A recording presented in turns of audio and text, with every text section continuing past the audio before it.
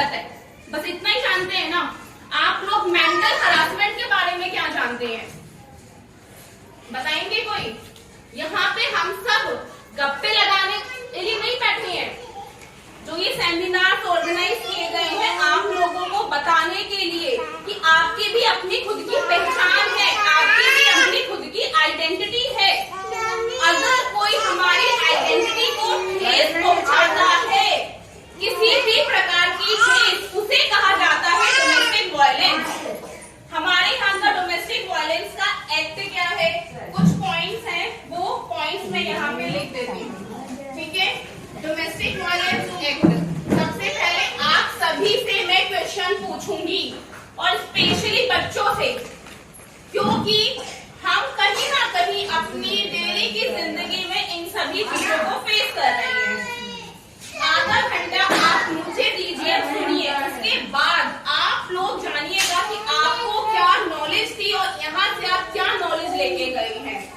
Domestic violence अगर मेरे साथ नहीं हो रहा कोई नहीं, हमारे आसपास में भी तो होता है, हमारे आसपास होता है, ऊपर नीचे दाएं बाएं सब जगह हमारे साथ डोमेस्टिक वायलेंस होता है। और एक चीज हम सभी जानते हैं, वो होती है हमारे साथ जबरदस्ती। किस टाइप की जबरदस्ती? हमारी इच्छा नहीं है लेकिन हमें फिर भी सेक्सुअल हरासमेंट के लिए किया जाता है। हमारे इन-लॉज, हमारे सास ससुर हमें ताने मारे, आप काली है, ये तो बद्धी है, ये कहीं ना कहीं हम सभी को इस चीज का सामना करना पड़ता है। कैसे कपड़े पहनती है, कितनी गंदी सोच है इसकी, खाना ढंग से नहीं बनाया, ये सब कुछ डोमेस्टिक वायलेंस के अंदर आता है। तो हम इसे डिटेल से समझने के लिए आप सभी तैयार हैं? बिल्कुल। अगर आप तैयार नहीं होंगे तो मैं चाहे कितना भी अच्छा बोल लूं या मैं कितना भी समझा दूं, समझ में नहीं आएगा। सबसे पहले आपको खुद को प्रिपेयर करना है। तो सबसे पहले आपके पास डोमेस्टिक वायलेंस एक्ट, ये एक्ट 2005 में हमारे पास आया था, ठीक? 2005 से पहले भी एक्ट होते थे, लेकिन वो हिंदू मैरिज एक्ट 1955 के तहत कानून हमारे बनते थे। तो हम सभी कुछ यहाँ पे डिस्कस करेंगे, ठीक है? बच्चे आपको देखो शांत है बिल्कुल, चुप, यहाँ पे आपके आराम से बैठे, ऐसे होते हैं ना, ऐसे बच्चे बैठो, सभी बैठो। अच्छे बच्चे कैसे? बिल्कुल कीप क्वाइट, ऐसे बिल्कुल, ठीक है? अच्छे बच्चों की तरह। अब देखिए, मुझे ये बताइए कितने लोग जानते हैं अगर आपके साथ डोमेस्टिक वायलेंस हुआ है तो सबसे पहले फोन आप कहाँ करते हैं?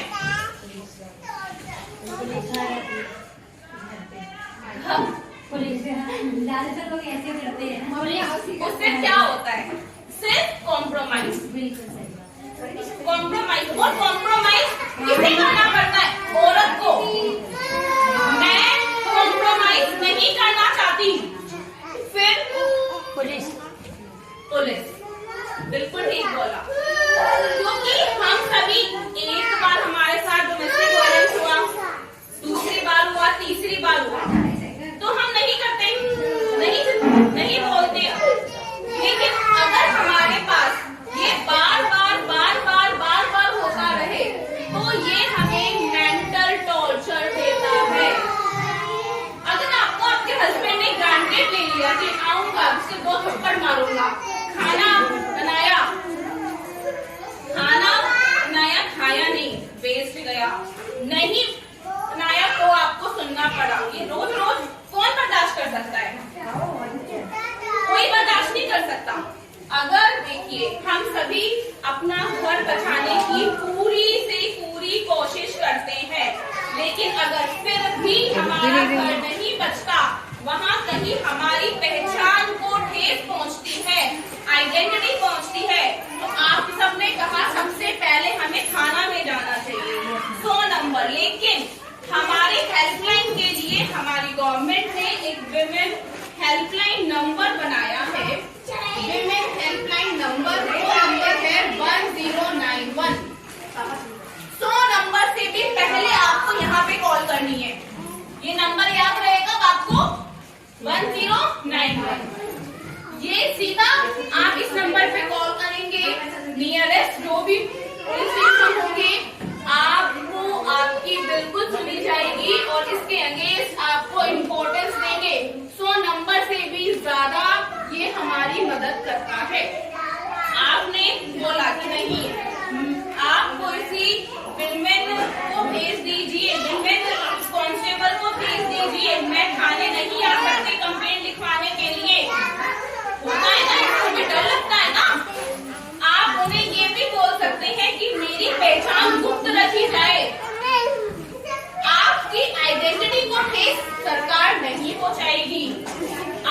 अधिकारों पे आपको अधिकार सारे मिलेंगे, लेकिन उसके लिए पहल आपको करनी होगी, आपको जानना होगा कि हमारे कौन कौन से वायलेंस होते हैं।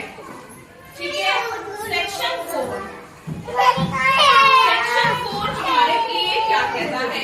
सेक्शन 4 आपके पास सिंपल सा है, किसी भी प्रकार का आपको इकोनॉमिक हरासमेंट होता है, आपका सेक्सुअल हरासमेंट होता है, आपके साथ मारपीट की जाती है, आपकी इच्छा नहीं है, आपके ससुराल वाले अगर आपको ताने मारते हैं, ठीक है, ये ताने दिखते बड़े ठीक है कि चलो ठीक है ना, हमारी सोसाइटी में बोला ही क्या जाता है, कोई बात नहीं, मैनेज कर लेंगे। आपको सुबह भी काम में जाना है, या आपको सुबह और रात में अगर उन्हें आपने खाना नहीं दिया, गेट नहीं खोला, आपकी नींद में डिस्टर्बेंस होगी, तो ये सब कुछ आपका मेंटल हरासमेंट का ही पार्ट होता है। सुबह अगर आपकी आंख नहीं खुली इस कारण से, ताने पक्के में अगर पक्के ताने हैं, मिलेंगे ही मिलेंगे, शाम की पूजा में लेट हो गए, बताओ इन्हीं के मिलते हैं, है ना, खाना ये टाइम पे नहीं है, तो ये हमारी पहचान हमें कहीं ना कहीं हमसे छुपी गई है। और सबसे गंदा होता है गाली गलौज करना, गंदी भाषा का यूज करना। आप लोगों ने कितनी बार गालियों से बात की होगी, ये बताएं? नहीं की होगी ना, लेकिन आपने कहीं ना कहीं गालियां खाई होगी। हमने तो खाई, हमारे परिवार को भी दी गई होगी सबसे ज्यादा। ये सब कुछ ना हमें अच्छा लगता है, ये सब कुछ हमारे सेक्शन 4 के तहत आता है। आप इसके लिए कहां शिकायत कर सकते हैं? आप इसके लिए शिकायत कहां पे कर सकते हैं?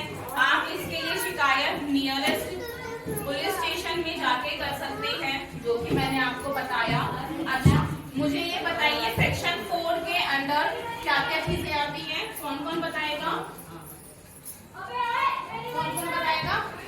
अभी आपको बताया physical harassment, mental harassment, dowry. अच्छा, और ये इकोनॉमिक हरासमेंट से कौन क्या समझेगा? इकोनॉमिक में पैसा, है ना। आपने शादी की है, शादी का मतलब क्या है? आपका पूरा, अगर ऐसा बात नहीं है कि ये सिर्फ अधिकार जो खर्चे का है वो सिर्फ हम लोग सभी के लिए है, ये अधिकार दोनों में से, अगर मान लीजिए 2 पार्टनर हैं, हस्बैंड वाइफ हैं, उसमें से अगर वाइफ कमाती है और अगर हस्बैंड घर चला रहा है, घर देख रहा है, तो वो अधिकार बीवी का बन जाता है। समझ रहे हैं? नहीं, जनरली हमारे केस में क्या होता है, इंडिया में क्या होता है, हस्बैंड क्या करते हैं? कमाते हैं, हम लोग घर चलाते हैं। अगर हमें, क्योंकि हम उनकी देखरेख करते हैं, उन्होंने शादी की है, शादी में उनका अधिकार है हमारा खर्चा देना। खर्चे का मतलब क्या है? हमारी जिम्मेदारियों को उठाना। इसके अंदर आपके पास क्या क्या खर्चे आएंगे? मुझे 10 लाख का मकान नहीं आएगा, ये सब आपकी डिमांड में नहीं होगा, क्योंकि उसकी इनकम के अनुसार देखा जाता है आपके कौन कौन से खर्चे हैं। क्या खर्चे हो सकते हैं? जैसे कि आपको छत मिलनी चाहिए, ठीक है, अगर वो 10 लाख रुपए कमाता है तो आपको गंदे मकान में तो नहीं रखेगा, अच्छे में रखेगा। अगर 10 लाख रुपए कमाता है, क्योंकि आपने शादी सोच समझ के की है, तो फिर आप डिमांड भी नहीं कर सकते। ऐसा नहीं है कि हमारे पास अधिकार है तो हम उसको बिल्कुल ही जान से मारेंगे, नहीं, अधिकार है। अधिकारों की सीमाएं हमें जाननी है कि हमारी सीमाएं कौन कौन सी हैं, कितना तक हम उसकी इनकम के अनुसार खर्चा मांग सकते हैं। आपने जनरली देखा ही होगा, ठीक है, देखते हो ना, अच्छा बोल तो इतने हर दिन नया नया सामान ले आती रहती है, क्यों? हस्बैंड कमा रहे हैं, हम नहीं लेके आए, हमारे हस्बैंड नहीं कमा रहे हैं, तो इसी तरीके से खर्चे भी आपके हस्बैंड की इनकम के अनुसार ही मांगे जाएंगे। लेकिन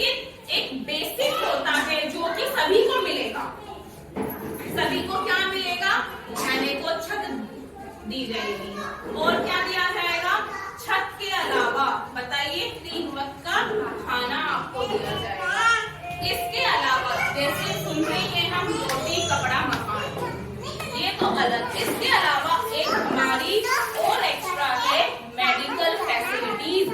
सबसे ज्यादा यहाँ पे भी होता है, हमारी तबीयत खराब है लेकिन फिर भी हमें काम करना पड़ता है, ये हमारा अधिकार है, हम मना कर सकते हैं कि मेरी आज तबीयत खराब है, मैं ये काम नहीं। हमारे पुलिस स्टेशन में एसपी बैठते हैं, उन्हें बोलते हैं सर्विस प्रोवाइडर।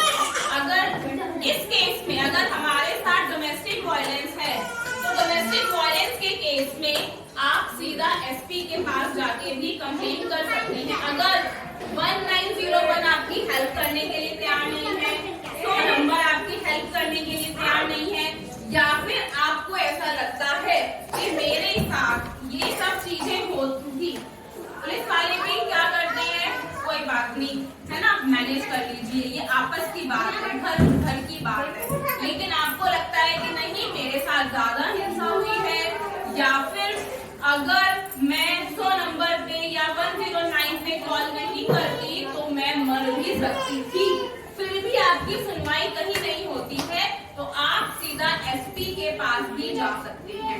एसपी कौन होते हैं बताओ? Service provider. ठीक है, ये कहाँ बैठते हैं? पुलिस स्टेशन के जो हेड होते हैं, ठीक है, एसएचओ, वहां जाएंगे, आप उनसे पूछेंगे कि हमें एसपी के बारे में, तो एसपी के लिए ठीक है आपको वो प्रॉपर गाइड करेंगे। फिर उसके बाद आप कोर्ट है, हमारे पास मजिस्ट्रेट कोर्ट होते हैं, ठीक है, आपने बिल्कुल ठान लिया है कि इस शादी में, इस मैरिज में मेरी कोई पहचान नहीं है, मुझे गाली गलौज, मुझे ये सब कुछ का सामना करना पड़ता है, एक दिन नहीं मुझे हर दिन अपनी नई जंगें लड़नी पड़ती हैं, तो हमारे पास फिर आते हैं मजिस्ट्रेट कोर्ट के पास। लेकिन उससे पहले आपको बाकी सब पे जाना है, सीधा कोर्ट का रास्ता नहीं। क्यों? क्योंकि आप ज्यादातर ये क्या करते हैं, उन्हें समझाते हैं, इन लॉज को समझाते हैं, हस्बैंड को आपको समझाते हैं, फिर अगर तब भी आपके साथ वो चीजें चलती रहती हैं, हरासमेंट चलते रहते हैं, तब आप जाएंगे वहाँ पे मजिस्ट्रेट कोर्ट। समझ आया? तो ये तो मैंने आपको अलग अलग चीजें बताई, ये सेक्शन 4 में थी। जैसे सेक्शन 5 में मैंने आपको क्या किसी अगेंस्ट बताया, कंप्लेन के अगेंस्ट बताया कि हम कंप्लेन कहाँ कहाँ पर कर सकते हैं। समझ आया आपको कि हम कंप्लेन कहाँ कर सकते हैं? अब तक के में किसी को ऐसा लगा कि कुछ पूछना हो कि हाँ इसके रिगार्डिंग ये है, इसके रिगार्डिंग ये बात है, पूछना चाहते हैं कोई कुछ नहीं? ठीक है, आगे चलते हैं। आगे आपके पास सिंपल सा है कि ये लोग आपके, मान लीजिए हम सभी के साथ ऐसा हो जाता है कि हमारे पास पैसे भी नहीं है, होता है ना, कि अब हम कहाँ जाएं? अब हमारे पास, अगर हम कोर्ट में जाएंगे, ठीक है, कोर्ट में जाएंगे तो हमें पैसे की तंगी का सामना करना पड़ेगा, तो अलग होना है, तो भी आपके पास अधिकार है, वहाँ से यही आपकी सहायता करते हैं, आपकी एप्लीकेशन को कोर्ट में फॉरवर्ड करते हैं। फिर आपके इन लॉज को, हो सकता है कि आपके हस्बैंड अच्छे हैं लेकिन आपके इन लॉज अच्छे नहीं हैं, इन लॉज में से या किसी रिलेटिव ने आपके साथ जो जबरदस्ती की, आपके साथ मिसबिहेव किया। इंडिया में हर चौथे दिन ये केस हमें देखने को मिल रही है कि हस्बैंड बहुत सपोर्टिव हैं, इन लॉज भी बहुत अच्छे हैं, लेकिन हमें अपनी आवाज इसीलिए दबानी पड़ती है क्योंकि उनके भाई ने जबरदस्ती कर दी, या किसी उनके रिलेटिव ने शादी में गए थे, वहाँ हमारे साथ छेड़खानी हो गई, लेकिन हमें ये सब कुछ चीजें छुपानी पड़ती है, बतानी पड़ती है, इन लॉज के कहने पे या हस्बैंड के कहने पे। आप अगर चाहें तो इसकी कंप्लेन कर सकते हैं 1091 पर भी, क्योंकि ये आप ही जानते हैं, आप ही बता सकते हैं कि वो जबरदस्ती छेड़खानी आपके साथ कैसे हुई और उसका असर आपके मेंटल टॉर्चर पे कैसे पड़ा, आप ही जान सकते हैं। अगर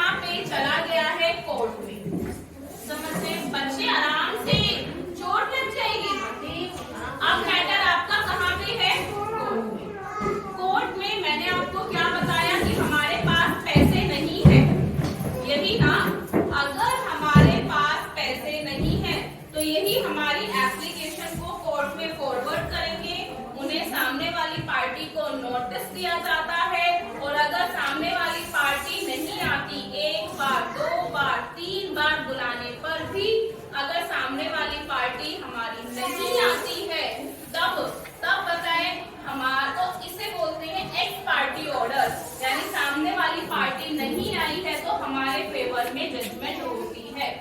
अगर सामने वाली पार्टी आई है तो यहाँ पे 2 स्टेप होते हैं, दोनों में कोर्ट में भी दोनों में बातचीत की जाती है, क्योंकि शादी और शादी का टूटना ये दोनों जिंदगी के बहुत अहम फैसले होते हैं, तो इन दोनों को हमें ही बहुत सोच समझ कर लेना है। तो अगर आपकी जितनी भी सारी कोशिशें हैं आपकी शादी को बचाने की, वो आपके women helpline number, police station और आपका कोर्ट भी पूरी सहायता करता है। ये नहीं कि ये अधिकार मैंने सिर्फ आपको इसीलिए बताए हैं कि जाके हमें डिवोर्स लेना है, जाके हमें अलग होना है, नहीं, वो सामने बैठ के आपके इन-लॉज के हस्बैंड को समझाते हैं। क्योंकि जनरली हम अगर अपने पेरेंट्स को बताएंगे तो वो तो हमें ही समझा देते हैं कि आपको तो सुनना ही पड़ेगा, मैनेज करना ही पड़ेगा, ठीक है ना, और जो घर होती है वो औरतें चलाएंगी, ये हमें सुनना पड़ता है ना, ये फैक्ट है। लेकिन हम अगर चाहें तो इन सहायता से अपने हस्बैंड या अपने इन-लॉज को भी समझा सकते हैं। आप मान लीजिए आप कोर्ट में गए, कोर्ट में फिर भी वहाँ पे 2 बार बातचीत के लिए आमने सामने वाली पार्टी को बुलाया जाता है। एक होता है आपका मीडिएशन सेल, मीडिएशन सेल में बातचीत की जाती है, बातचीत होगी, क्या दोनों यहाँ से बातचीत करके बीच का रास्ता निकाल लीजिए, क्योंकि हमारे पास तो केसेस बहुत है कोर्ट में, ठीक है, लंबा केसेस खींचने से फायदा क्या है। मीडिएशन सेल में आजकल क्या होता है, आजकल ये फैशन चल गया है, क्या फैशन चल गया है कि एक से लड़कियां क्या करती है, भाई सारे अधिकार हमारे थोड़ी ना है, अधिकार तो उनके भी है, उनके भी राइट्स हैं। फैशन क्या चल गया है, आराम से फैशन क्या चल गया है कि लड़कियां क्या करती हैं, पैसों के लिए शादी कर लिया मेरे घर वालों से, शादी कर ली और फिर उनके ऊपर दहेज लगा दिया, जय माता फिर अलग हो गई, ऐसे दूसरा, ऐसे तीसरा। तो इसके अगेंस्ट भी अगर आप कोई झूठी कंप्लेन करते हैं, पाया जाता है कि आपने फॉल्स कंप्लेन की है, तो आपके अगेंस्ट डिफेमेशन का केस भी होता है, मानहानि का केस भी होता है। लेकिन जो वास्तव में पीड़ित महिलाएं हैं उनकी कोर्ट मदद करते हैं, आपके पास प्रूफ होने चाहिए, फिर दोनों पार्टी की जजमेंट्स होती हैं, आपस में आर्गुमेंट्स होते हैं, और फिर अगर आपके फेवर में केस आता है तो हस्बैंड को 1 साल की, या इन-लॉज जिसके भी अगेंस्ट आपने कंप्लेन की है तो आपको 1 साल की जेल, आपको नहीं, आपके हस्बैंड को जिसके अगेंस्ट आपने कंप्लेन की है 1 ईयर की जेल होगी और 20,000 का फाइन होगा। अगर पाया जाता है कि आपकी कंप्लेन झूठी है तो फिर आपके ऊपर कार्रवाई की जाएगी। ठीक है, आपको समझ आया? कोई डाउट है किसी को? Thank you.